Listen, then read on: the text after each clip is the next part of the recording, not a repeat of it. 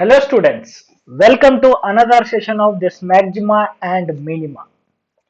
ನೋಡಿ last class ಅಲ್ಲಿ ನಾವು ಮ್ಯಾಕ್ಸಿಮಾ ಅಂದ್ರೆ ಏನು, ಮಿನಿಮಾ ಅಂದ್ರೆ ಏನು, ಮ್ಯಾಕ್ಸಿಮಮ್ ಪಾಯಿಂಟ್ ಅಂದ್ರೆ point of maximum value, point of minimum value ಅಂದ್ರೆ ಏನನ್ನ ಡಿಸ್ಕಷನ್ ಮಾಡಿದ್ವಿ. ಇನ್ನಷ್ಟು ಬೇಸಿಕ್ಸ್ ಅನ್ನ ತಿಳ್ಕೊಳ್ಳುವ ಪ್ರಯತ್ನವನ್ನ ಮಾಡೋಣ. ಸೊ ಕ್ರಿಟಿಕಲ್ ಪಾಯಿಂಟ್ ಅಂತ ಬರುತ್ತೆ.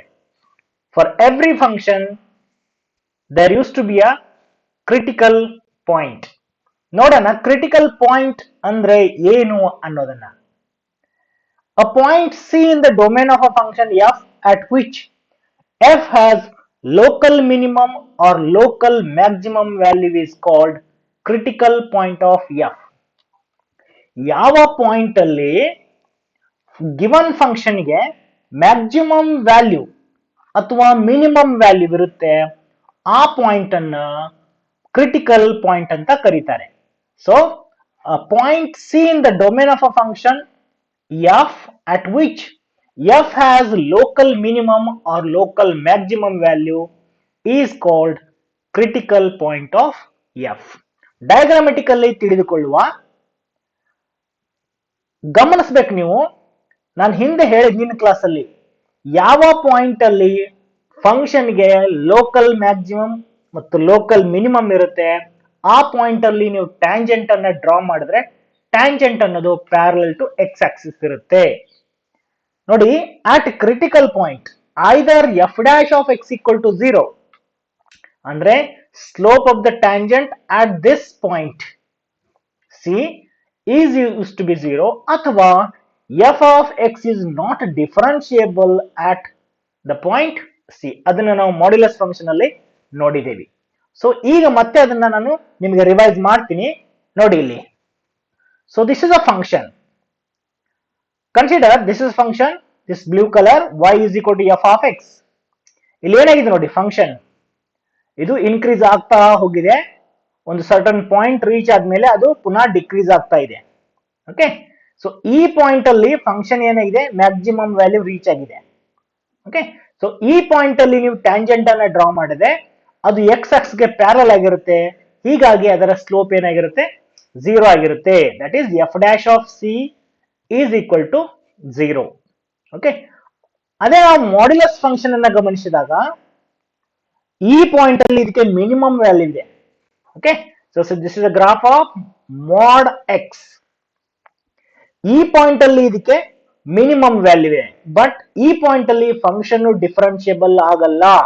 ಯಾಕೆಂದ್ರೆ ನಾನು ಹೇಳಿದ್ದೇನೆ, here you can draw infinite number of tangents. ಇಲ್ಲಿ ಯೂನಿಕ್ ಟ್ಯಾಂಜೆಂಟ್ ಅನ್ನ ಡ್ರಾ ಮಾಡ್ಲಿಕ್ಕೆ ಆಗಲ್ಲ.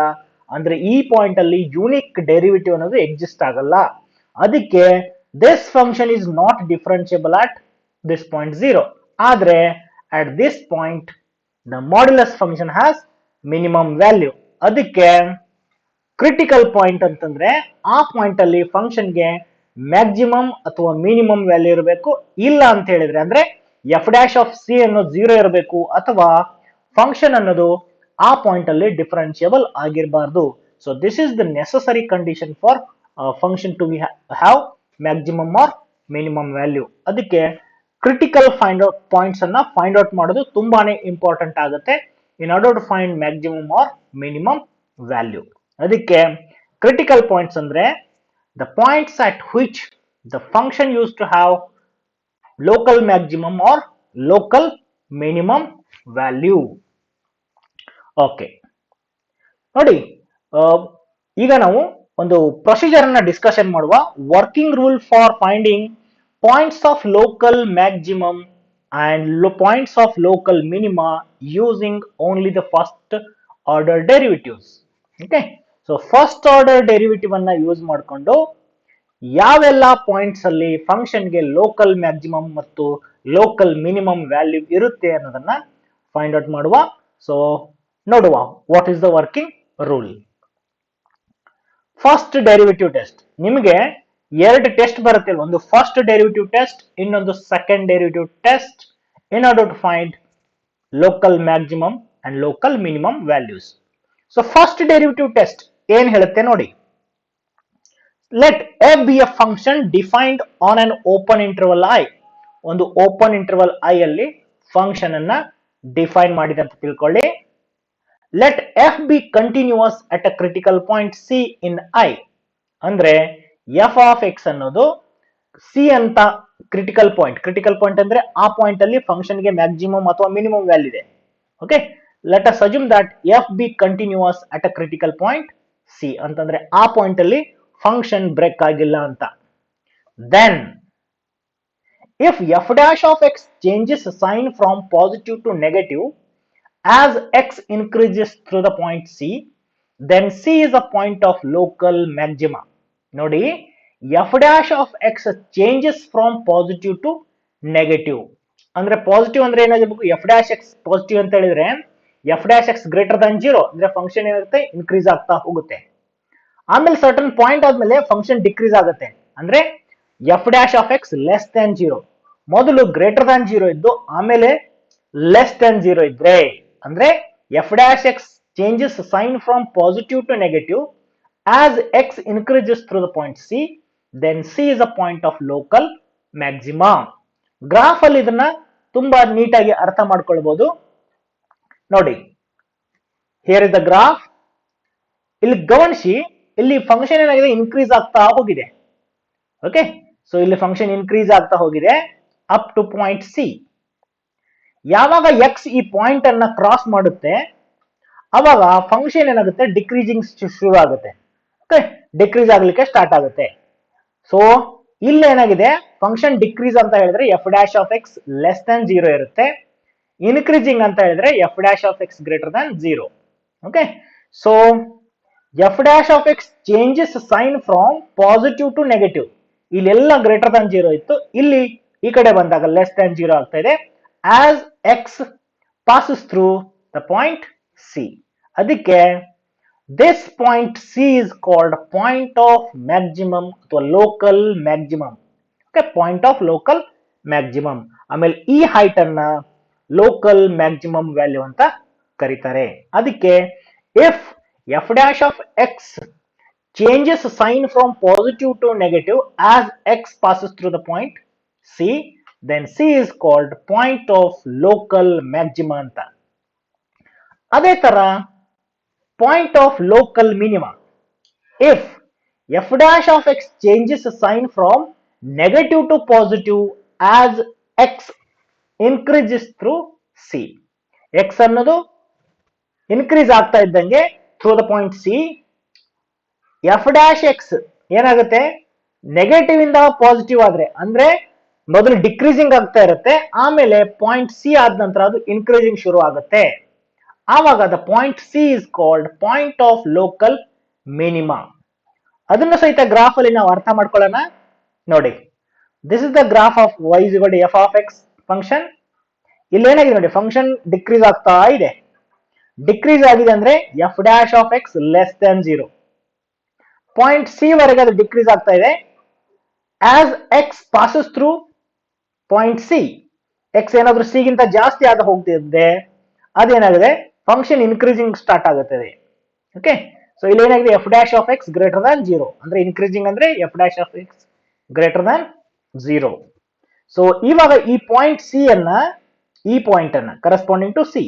ಓಕೆ, ಸೊ ಈ ಪಾಯಿಂಟ್ ಅನ್ನ ಪಾಯಿಂಟ್ ಆಫ್ ಲೋಕಲ್ ಮಿನಿಮಾ ಅಂತ ಕರೀತಾರೆ. Okay, so point of local ಮಿನಿಮಾದಲ್ಲಿ ಏನಾಗಿರುತ್ತೆ, ಫಂಕ್ಷನ್ ಮೊದಲು ಅದ್ರ ಹಿಂದೆ ಸಿ ಗಿಂತ ಹಿಂದೆ ಬಂದಾಗ ಫಂಕ್ಷನ್ ಡಿಕ್ರೀಸ್ ಆಗ್ತಾ ಇರುತ್ತೆ, ಆಮೇಲೆ ಎಕ್ಸ್ ಏನಾದ್ರೂ ಸಿ ಗಿಂತ ಜಾಸ್ತಿ ಕ್ರಾಸ್ ಮಾಡ್ತಾ ಹೋದ್ರೆ ಫಂಕ್ಷನ್ ಇನ್ಕ್ರೀಸ್ ಆಗ್ತಾ ಇರುತ್ತೆ. ಓಕೆ, ಸೊ ಇದನ್ನ ನೀವು ಅರ್ಥ ಮಾಡ್ಕೊಳ್ಳಿ. ಎಸ್, ನೋಡಿ, next point of inflection, very important thing to be noted.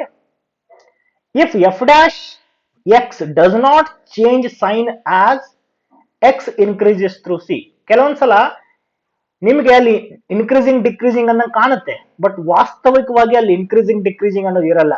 ಅಂದ್ರೆ ಎಫ್ ಡ್ಯಾಶ್ ಆಫ್ ಎಕ್ಸ್ ಏನು ಸೈನ್ ಚೇಂಜ್ ಆಗಲ್ಲ, ಎಫ್ ಡ್ಯಾಶ್ ಎಕ್ಸ್ ಎಕ್ಸ್ ನಿರಂತರವಾಗಿ ಇನ್ಕ್ರೀಸ್ ಆಗ್ತಾನೆ ಹೋಗುತ್ತೆ. Okay, even at a particular point.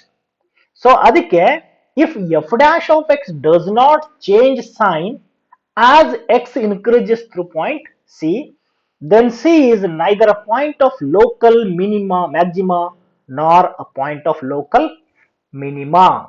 Graph ಅಲ್ಲಿ ತಿಳಿದುಕೊಳ್ಳೋಣ. Such point is called point of inflection.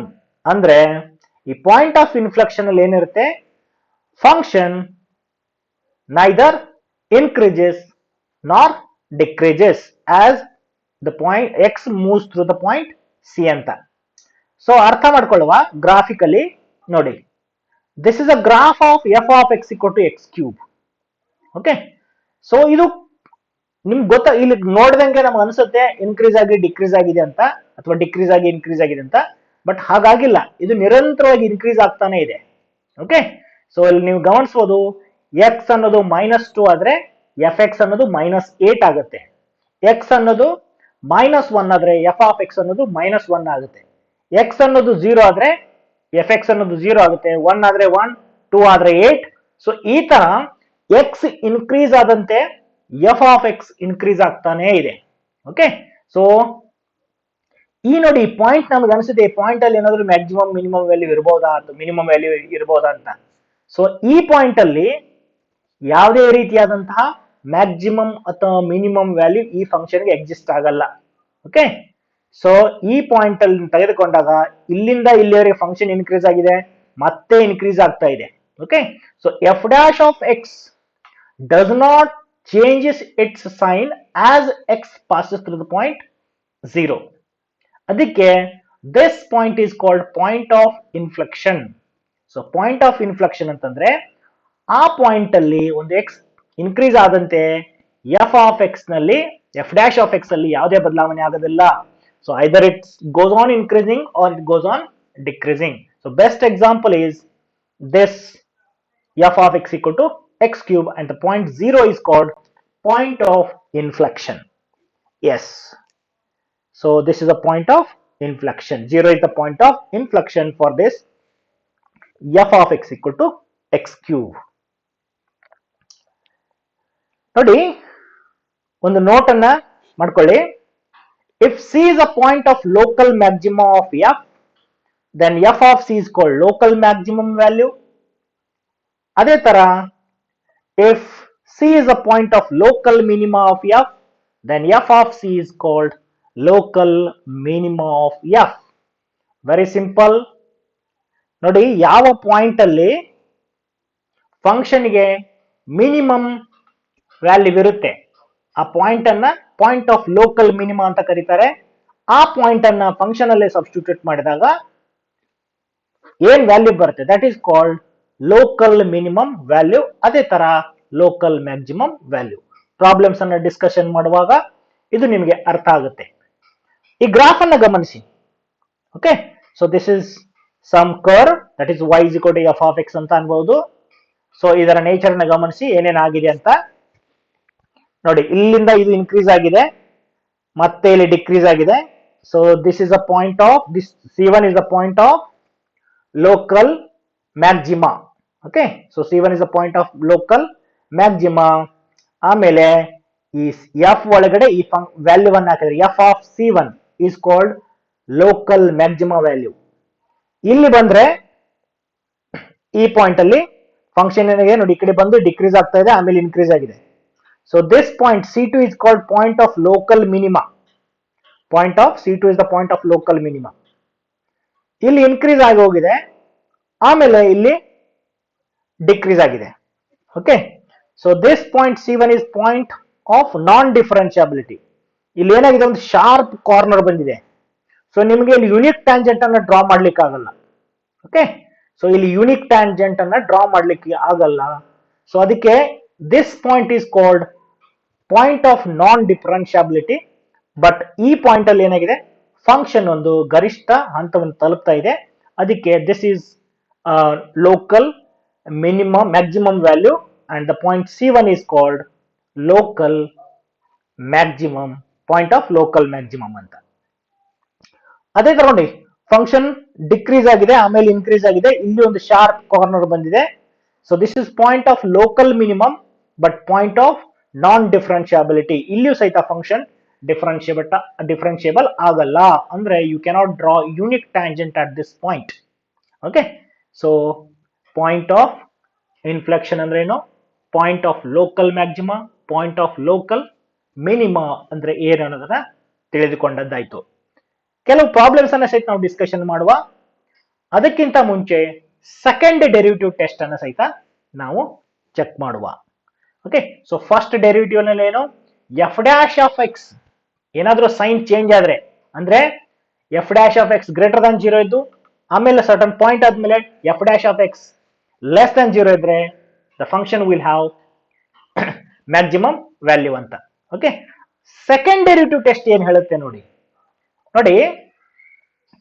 let f be a function defined on an interval I and c belongs to the interval I. Let f be a twice differentiable at c. ನೋಡಿ, ಕೊಟ್ಟ function ಎರಡು second derivative exist ಆಗಬೇಕು, ಅದನ್ನ ಎರಡು ಸಾರಿ ಡಿಫ್ರೆನ್ಶಿಯಬಲ್ ಮಾಡೋ ರೀತಿ ಇರಬೇಕು. Okay, so ಏನಾದ್ರೂ ಫಂಕ್ಷನ್ ಹಾಗಿದ್ರೆ, okay, if f be twice differentiable at point c, then x equal to c is a point of local maxima if f dash of c equal to 0 and f double dash of c must be less than 0.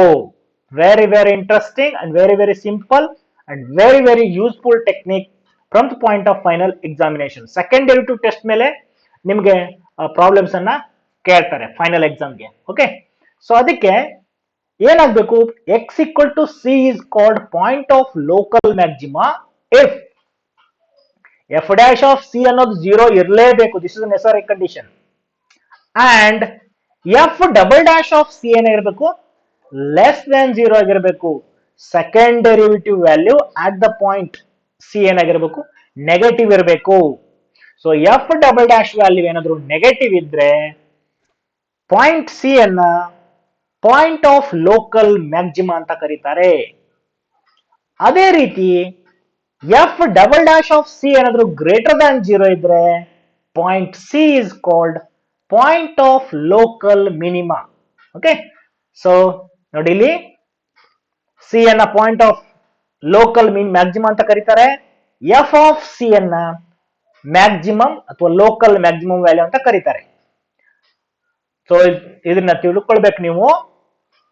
For point of local maxima F dash of C ಅನ್ನೋದು 0 ಆಗಿರುತ್ತೆ, F double dash of C ಅನ್ನೋದು less than 0 ಆಗಿರುತ್ತೆ.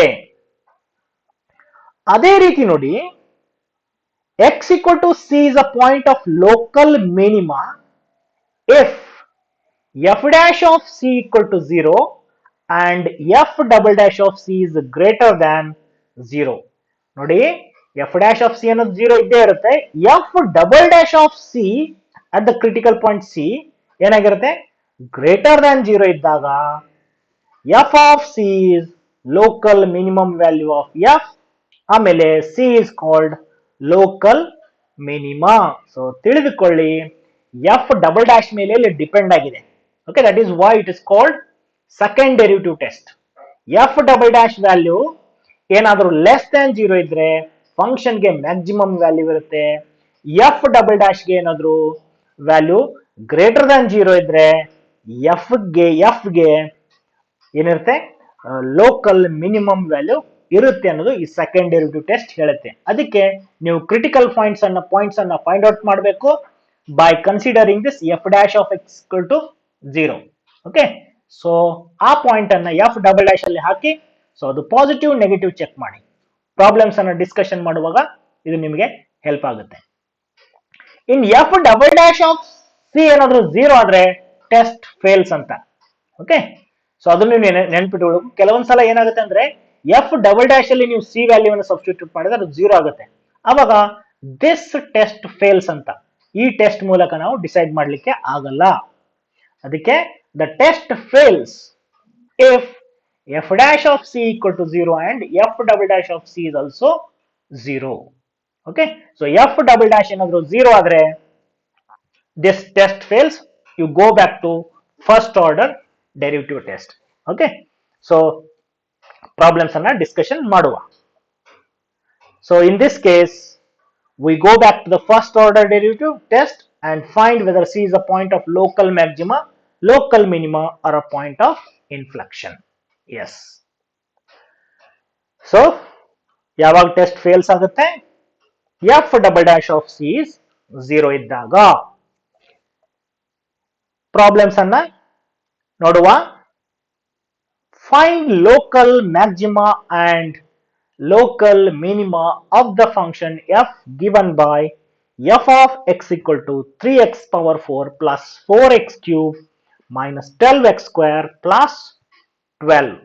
Okay, so local maxima ಮತ್ತು local minima ಅಂತ ಬಂದಾಗ ಮೊದಲು ನೀವು ಈ ಫಂಕ್ಷನ್ ಅನ್ನ ಎರಡು ಸಾರಿ ಡಿಫರೆನ್ಶಿಯೇಷನ್ ಮಾಡಲಿಕ್ಕೆ ಸಾಧ್ಯ ಅನ್ನೋದನ್ನ ಗಮನಿಸಿ.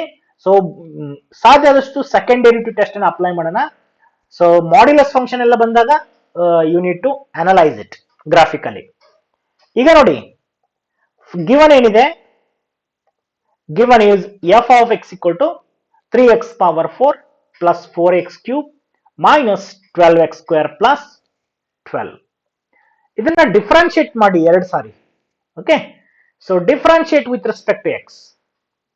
ಸೊ ಒಂದ್ಸಲ ಡಿಫರೆನ್ಶಿಯೇಟ್ ಮಾಡಿದಾಗ f dash of x ಏನ್ ಬರುತ್ತೆ ನೋಡಿ, x ಪವರ್ 4 ನ ಡೆರಿವೇಟಿವ್ ಏನಾಗುತ್ತೆ 4x ಕ್ಯೂಬ್ ಆಗುತ್ತೆ. 4 into 3 12x ಕ್ಯೂಬ್ ಆಯ್ತು.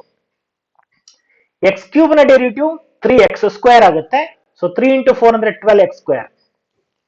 x ಸ್ಕ್ವೇರ್ ನ ಡೆರಿವೇಟಿವ್ 2x ಆಗುತ್ತೆ. 2 into 12 ಅಂದ್ರೆ 24x. ಇದು ಫಸ್ಟ್ ಡೆರಿವೇಟಿವ್ ಆಯ್ತು. ಇಮಿಡಿಯೇಟ್ಲಿ ಸೆಕೆಂಡ್ ಡೆರಿವೇಟಿವ್ ಅನ್ನ ಫೈಂಡ್ ಔಟ್ ಮಾಡಿ. So f differentiate again with respect x ಅಂದ್ರೆ f double dash of x ಅಂತ.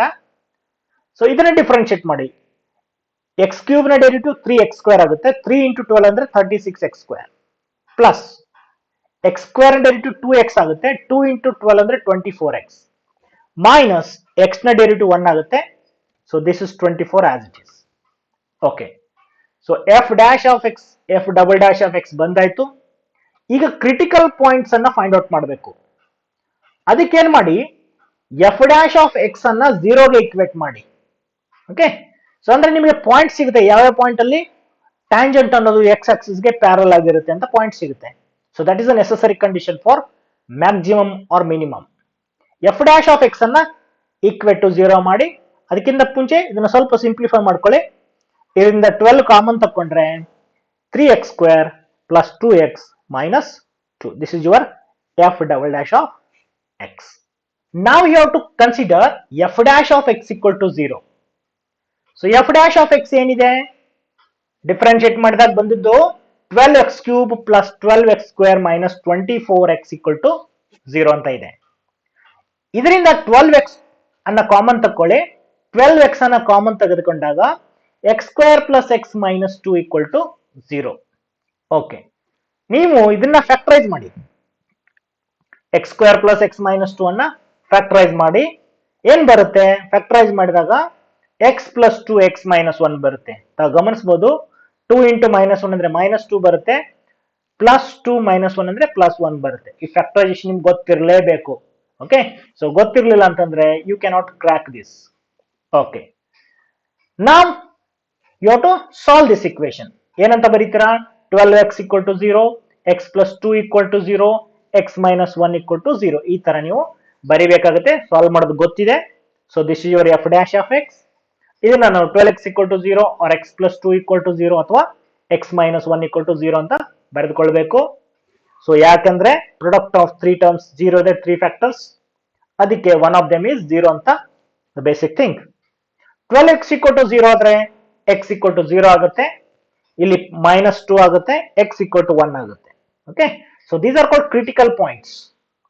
ಓಕೆ, ಸೊ ನಾವು ಈ ಪಾಯಿಂಟ್ ಅಲ್ಲಿ ನೀವು ಏನ್ ಮಾಡಬೇಕು, ಸೆಕೆಂಡ್ ಡೆರಿವೇಟಿವ್ ವ್ಯಾಲ್ಯೂನ ಚೆಕ್ ಮಾಡಬೇಕು. ಎಫ್ ಡಬಲ್ ಡ್ಯಾಶ್ ಏನಾಗುತ್ತೆ, whether it is greater than 0 or whether it is less than 0 or whether it is 0 ಅಂತ. ಓಕೆ, ಸೊ ಈ ಪಾಯಿಂಟ್ ಅಲ್ಲಿ ನಾವು ಎಫ್ ಡಬಲ್ ಡ್ಯಾಶ್ ಅನ್ನ ಚೆಕ್ ಮಾಡೋಣ. ಸೊ ಅದಕ್ಕೆ ಎಫ್ ಡಬಲ್ ಡ್ಯಾಶ್ ಅಲ್ಲಿ x equal to 0 ಅನ್ನು ಸಬ್ಸ್ಟಿಟ್ಯೂಟ್ ಮಾಡಿ.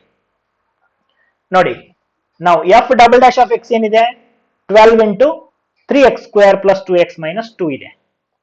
So F double dash of 0 hockey. So 0 ಹಾಕಿದಾಗ x 0 ಹಾಕಿದ್ರೆ ಇದು 0 ಆಗುತ್ತೆ, ಇದು 0 ಆಗುತ್ತೆ, ಇದು ಮೈನಸ್ 2 ಆಗುತ್ತೆ. ಸೊ ಮೈನಸ್ 2 ಇಂಟು 12 ಅಂದ್ರೆ minus 24 which is less than 0. Okay, so 0 ನಲ್ಲಿ ಎಫ್ ಡಬಲ್ ಡ್ಯಾಶ್ ಏನಾಯ್ತು, ಲೆಸ್ ದ್ಯಾನ್ 0 ಆಯ್ತು. ಅದಕ್ಕೆ 0 is a point of local maxima. Okay, so x equal to 0 is a point of local maxima.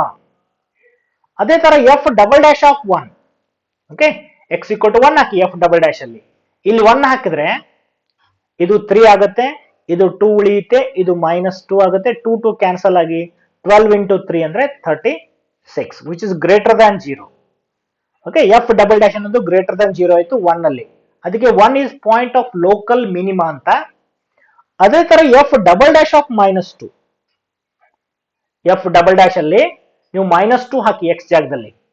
ಇಲ್ಲಿ -2 ಹಾಕಿದ್ರೆ ನಿಮಗೆ -2 square ಅಂದ್ರೆ -2 whole square 4 ಆಗುತ್ತೆ, 4 3 12 ಆಗುತ್ತೆ, 2 into -2 ಅಂದ್ರೆ -4 ಆಗುತ್ತೆ, ಇದು -2 ಹಾಗೆ, ಇದು 12 - 6 ಅಂದ್ರೆ 6 ಆಗುತ್ತೆ, 12 6 72, which is greater than 0.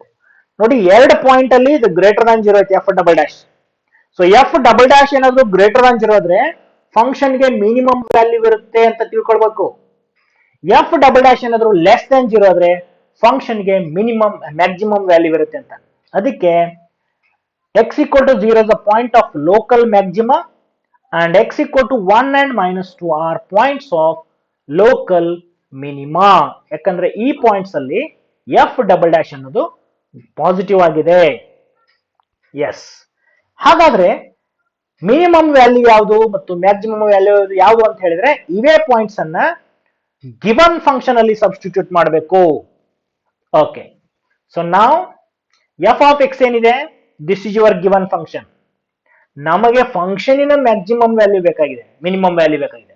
ಅದಕ್ಕೆ ಆ ಕ್ರಿಟಿಕಲ್ ಪಾಯಿಂಟ್ಸ್ ಅನ್ನ ಈ ಫಂಕ್ಷನ್ ಗೆ ಸಬ್ಸ್ಟಿಟ್ಯೂಟ್ ಮಾಡಿ. So local maximum value is F of 0. Okay, 0 point ಅಲ್ಲಿ ಅದಕ್ಕೆ ಮ್ಯಾಕ್ಸಿಮಮ್ ವ್ಯಾಲ್ಯೂ ಇದೆ ಅಂತ ಗೊತ್ತಾಗಿದೆ. ಅದಕ್ಕೆ ಆ ಪಾಯಿಂಟ್ ಅನ್ನ 0 ಅನ್ನ ಈ ಫಂಕ್ಷನ್ ಗೆ ಹಾಕಿ. ಸೊ ಎಲ್ಲಾ ಕಡೆ 0 ಹಾಕಿದ್ರೆ 3 ಟರ್ಮ್ 0 ಆಗುತ್ತೆ, ಉಳಿಯೋದು 12. ಅದೇ ತರ ಲೋಕಲ್ ಮಿನಿಮಮ್ ವ್ಯಾಲ್ಯೂಸ್ ಆರ್, ಇಲ್ಲಿ 2 ಲೋಕಲ್ ಮಿನಿಮಮ್ ವ್ಯಾಲ್ಯೂಸ್ ಬರುತ್ತೆ. ಒಂದು ಎಫ್ ಆಫ್ 1 ಅಂತ. ಓಕೆ, ಸೊ ಇದರಲ್ಲಿ 1 ಹಾಕಿ, 1 ಹಾಕಿದ್ರೆ ಇದು 3 ಆಗುತ್ತೆ, ಇದು 4 ಆಗುತ್ತೆ, ಇದು -12 ಆಗುತ್ತೆ, ಇದು +12 ಆಗುತ್ತೆ, 12 ಕ್ಯಾನ್ಸಲ್ ಆಗುತ್ತೆ, ಉಳಿಯೋದು 3 + 4 7 ಅಂತ. ಅದೇ ತರ ಇನ್ನೊಂದು F of -2.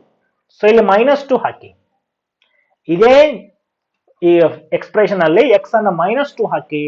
So -2 whole power 4 ಅಂತಂದ್ರೆ 16 ಬರುತ್ತೆ, 16 3s are 48.